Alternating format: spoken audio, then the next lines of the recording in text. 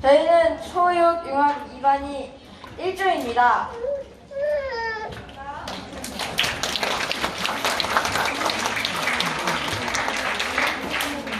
먼저 시작하기 전에 타이타닉 사건과 세월호 사건 아시죠?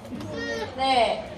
그 희생자들이 명복을 빌면서 다시는 이런 일이 일어나지 않도록 저희가 배를 잘 띄우는 법을 연구해 보았습니다. 목차입니다. 네, 첫 번째는 이론적 배경을 설명하고 그 다음 실험 1위, 목적, 방법, 결과를 설명합니다. 그 다음에 실험 2도 마찬가지로 설명합니다. 마지막으로 결론을 낼 예정입니다.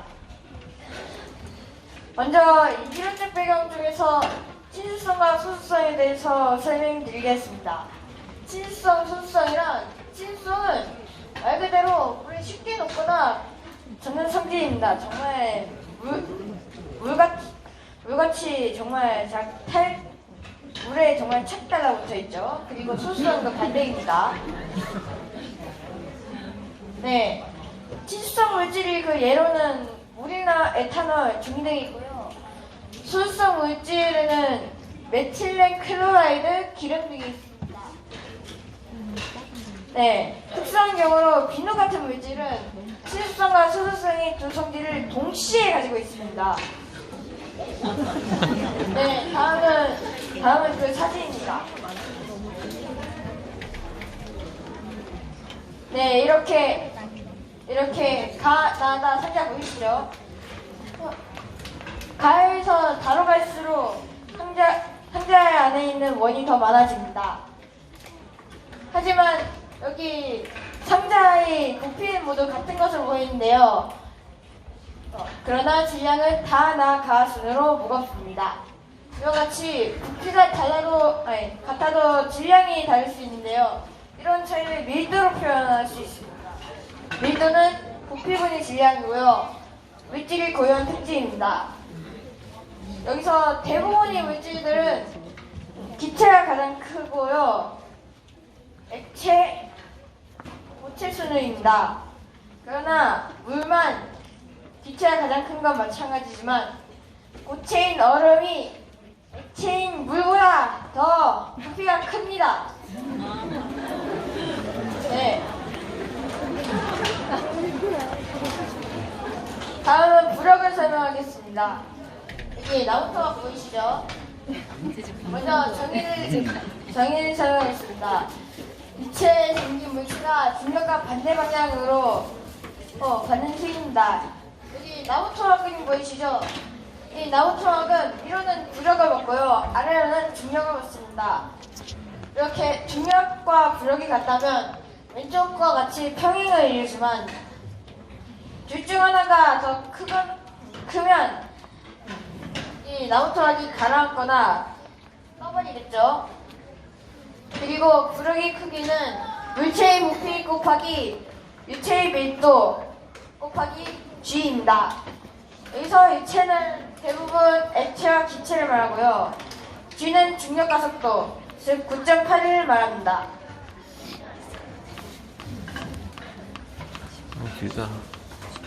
다음은 실험의 목적을 설명하겠습니다. 친수성과 소수성이 종이배를 띄웠는데 어떤 영향을 끼치는지 알아보고 그중 어떤 경우가 종이배를 좋지 않게 하는지 알아보는 것입니다. 네, 보다시피 먼저 방법은 준비물 종이 4장, 수성펜, 유성펜, 물, 기름, 수저 2개, 스톱워치입니다. 첫 번째 방법은 종이배를 4개 줬고, 두 번째는 2개는 수성펜, 2개는 유성펜으로 색칠합니다. 세 번째는 두 수조에 각각 물과 기름을 채우고, 네 번째는 각 수조에 수성펜으로 색칠한 배양개, 유성펜으로 색칠한 배양개를 넣고 이것이 누립니다. 5번은 신물할 때까지 시간을 재는 거겠죠? 네. 수성펜과 유성펜 물을 띄웠을 때는 수성펜은 1분 50초, 유성펜은 7분입니다. 네, 그리고 기름은 수성펜 1분 30초, 유성펜은 6분 30초입니다. 이때 실험에 오류가 많은데 실패 원인은 유성 매직이 녹지 않아서 오랫동안 살아남았고 수성펜에 배에는 구멍이 뚫습니다. 제 잘못이죠? 네, 실험의 목적은 유체의 밀도가 부력에 어떤 영향을 미치는지 알아보기입니다. 네.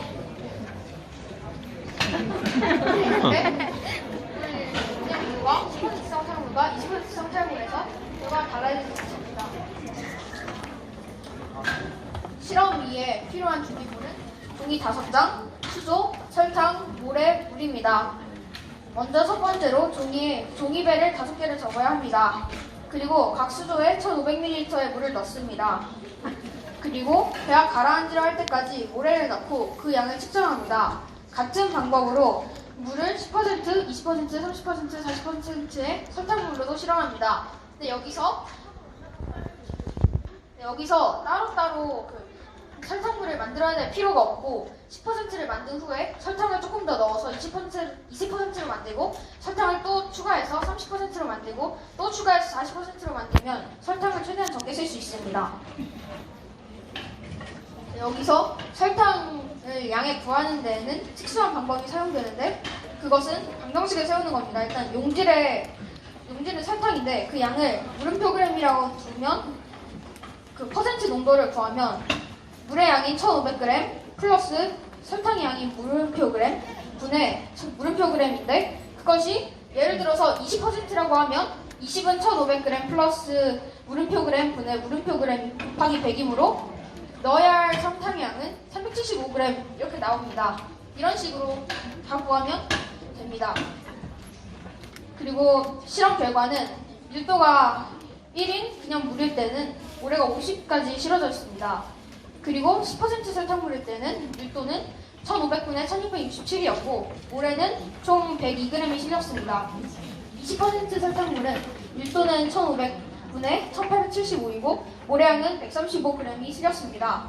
30% 설탕물은 1500분의 2143으로 실리는 모래양은 195였고 마지막으로 40% 설탕물은 1500분의 2500의 밀도를 가졌고 210g이 실어졌습니다. 이거를 그래프로 정리하면 이렇게 됩니다. 여기서 이 연두색 부분은 밀도이고 이 진한 초록색 부분은 실 수 있는 모래의 양입니다. 그래서 보면 연두색이 증가함에 따라서 초록색도 증가하는 것을 알 수 있습니다. 네, 따라서 이 연두색, 즉 밀도와 초록색 이 모래양은 비례한다는 것을 알 수 있습니다. 그런데 여기서 이 초록색 양이 원래는 밀도가 1, 그 정도 수준인데 그럼 너무 작아서 안 보여요. 그래서 100배를 해서 잘 보이게 했습니다. 실험 결론을 말씀드리자면 친수성끼리 소수성끼리는 서로 끌어당기는 힘이 작용하기 때문에 유체와 배의 재질이 같다면 배가 액체에 의해 빨리 쉽게 젖게 됩니다. 따라서 유체와 배의 재료가 각각 친수성과 소수성이거나 소수성과 친수성이면 배가 잘 뜰 수 있습니다. 서로 다른 성질을 가질 수 있도록 조절할 것입니다.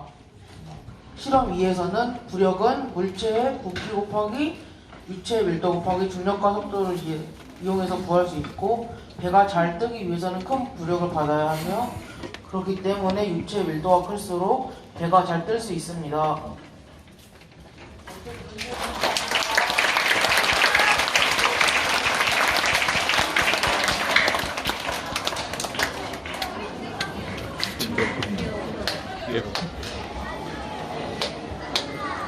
자, 우리 초유